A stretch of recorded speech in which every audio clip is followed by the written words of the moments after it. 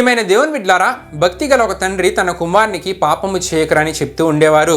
అయితే ఆ కుమారుడు యేసుప్రభు వారి ప్రేమ గురించి అనేక సార్లు విని, నాయనా నేను పాపము చేస్తున్నా, నా పాపములు యేసుప్రభు వారి దగ్గర ఒప్పుకుంటే నా పాపములు యేసుప్రభు వారు క్షమిస్తారు కదా అని చెప్తూ పాపము చేస్తూ ఒప్పుకుంటూ ఉండేవాడు. అయితే ఆ తండ్రి తన కుమారునికి ఒక పాఠము నేర్పించాలని ఆలోచించి, బాబు నువ్వు అన్నది నిజమే, యేసుప్రభు వారు గొప్ప ప్రేమ గలవారు కాబట్టి ఆయన నీవెన్ని పాపాలు చేసినా క్షమిస్తారు. అయితే నీ ఒక పని చేయి, ఇకపై నీకు తప్పు చేయాలనిపించినప్పుడల్లా నీ గది తలుపుకు ఒక మేక కొట్టు, నీ పాపాలు క్షమించబడినప్పుడు ఆ మేకలని పీకివేద్దువులని ఆ కుమారుడితో చెప్పారు. అప్పుడు ఆ కుమారుడు తన తండ్రి చెప్పినట్లు చేశాడు. వారం తిరిగేలోపు ఆ గది తలుపు మేకులతో నిండిపోయింది. అప్పుడు ఆ కుమారుడు మోకరించి వారంలో తను చేసిన పాపాలన్నీ యేసుప్రభు వారి దగ్గర ఒప్పుకొని పశ్చాత్తాపపడి పాప క్షమాపణ పొంది ఆ మేకులన్నీ తీసివేశాడు.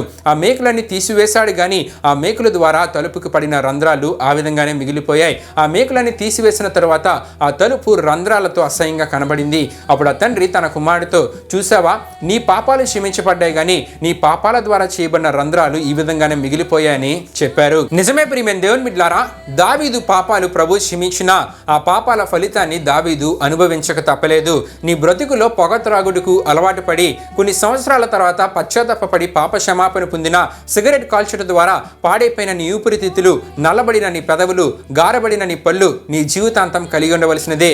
దేవుని ఆలయంగా నీకు ఇచ్చిన నీ శరీరాన్ని నువ్వు పాడు చేసుకుంటే నీ పాపాలు క్షమించబడిన దేవుడు మహిమా శరీరం ఇచ్చేంత వరకు నీవు పాడైపోయిన నీ శరీరాన్ని కలిగి ఉండవలసిందే. కాబట్టి దుర్దినములు రాకముందే వీటి యందు నాకు సంతోషం లేదని చెప్పు. దినములు రాకముందే నీ బాల్య దినమందు నీ సృష్టికర్తను జ్ఞాపకం చేసుకో.